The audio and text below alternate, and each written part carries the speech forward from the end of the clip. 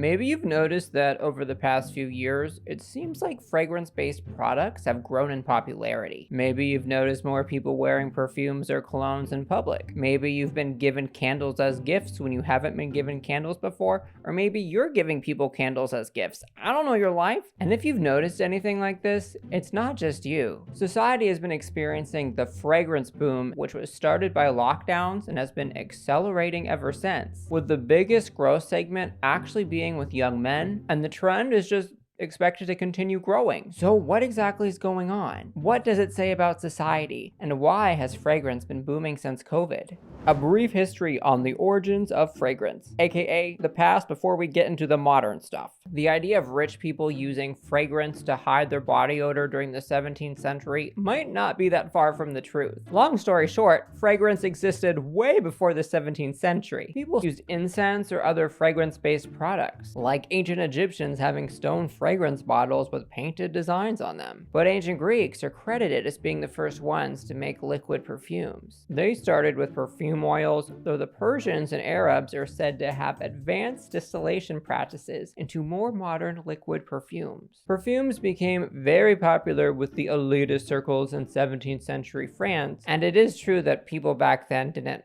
always bathe and often used perfume to cover up body odor. But liquid perfumes up till this point were kind of simpler, like a perfume made from a single flower. At the 20th century, with the invention of chemistry, perfumes became more elaborate. Chemists started mixing real and synthetic smells, and perfumes and colognes began being identified as having nodes of something and overtones and undertones instead of just like lily. Perfumes and colognes are not gendered products, by the way. Fragrance was actually more or less gender neutral until about the 1930s. But cologne has become known as the name for masculine fragrances, and perfume has become known as the name for feminine fragrances. They actually have different chemical compositions. If you're buying perfume or cologne, you might not actually be buying perfume or cologne. It's a whole interesting thing I'm not really going to get into. And the male fragrance market has really taken off as recently as the 1960s. And now young men are the fastest growing segment in fragrance sales. Scented candles, on the other hand, date back to the early Egyptians with more basic scents, but grew in popularity during the Dark Ages and the Renaissance to mask unpleasant smells. Back then, scented candles were said to be expensive, but the invention of paraffin wax in the 19th century led to candles being produced less expensively, leading to the modern candle industry of today. Nowadays, lots of people burn candles in record numbers and spray themselves in copious amounts of chemical products. So what exactly led to the fragrance boom?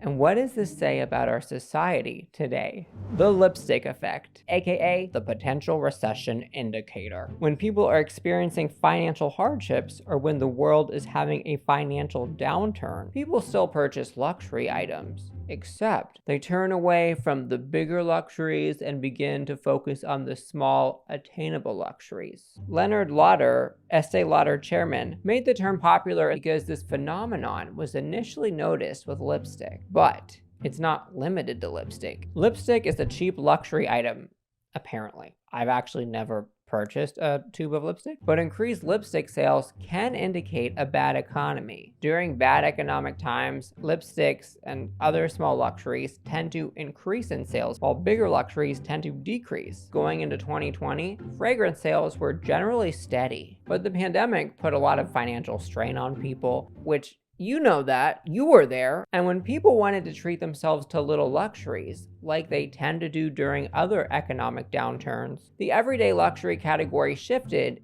Instead of experiencing an economic downturn in a normal society, people were experiencing an economic downturn in a pandemic. Totally different scenario. And people started to find comfort through fragrance. Brand Equity said fragrance sales were down 20% when the pandemic initially started. But according to NBD Group, fragrance sales were up 45% during the first quarter of 2021. Fragrance sales continued to grow and are projected to continue to grow even further in the future. It's the fragrance boom. Why scented candles make you feel some sort of way, aka the science behind the feels. Smells can connect with memories. The scientific reason for that is, hold on, let me get my notes here.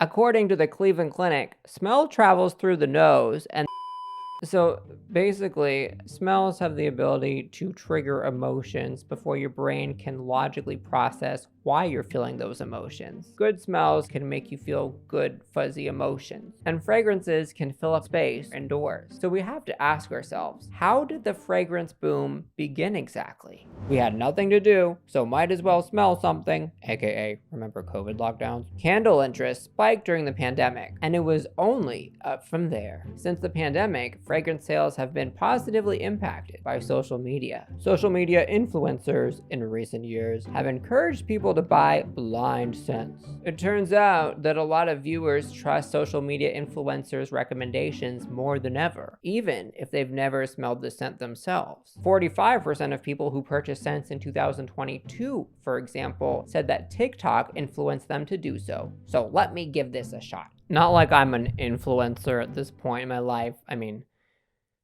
I technically am. We're gonna see if I can influence you. Okay? Let's do this. So what if I were to tell you, okay, that Marshmallow Fireside, a smell from Bath & Body Works, smells like marshmallows and a campfire, and not only do I have it in a big candle, but in a small candle. I know I'm filming a video, but just give me a moment, okay? Oh my gosh, I love this. Does that influence you to buy this? No? Okay, well, when other people do this, like when the actual influencers do this, a lot of people in the audience buy the scent blind, but this is really good.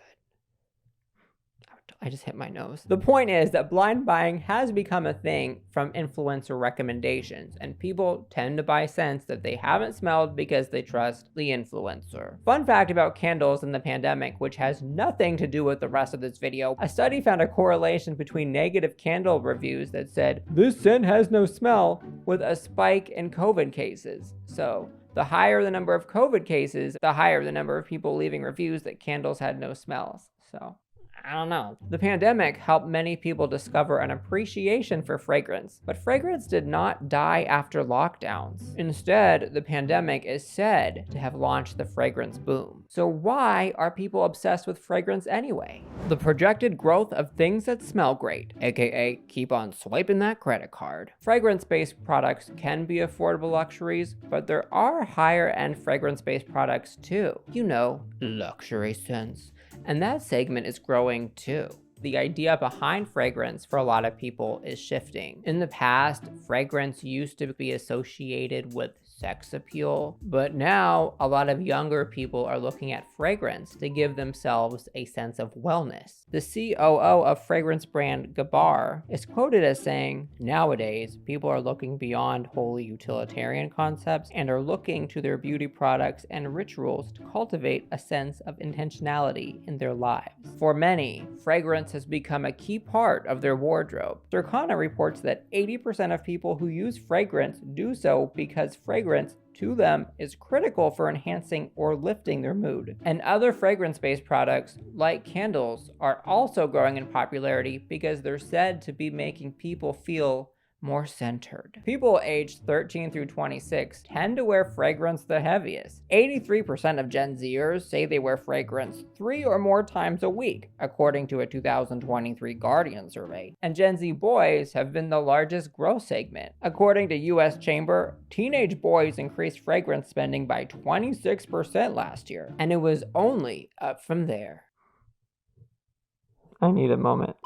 Throughout history, we can trace that the worse the economy gets, the happier the popular music gets. A well-known example of this was recession pop, which was huge during the Great Recession of 2008. If you want to know why popular music tends to get happier the worse the economy gets, please click on this video next.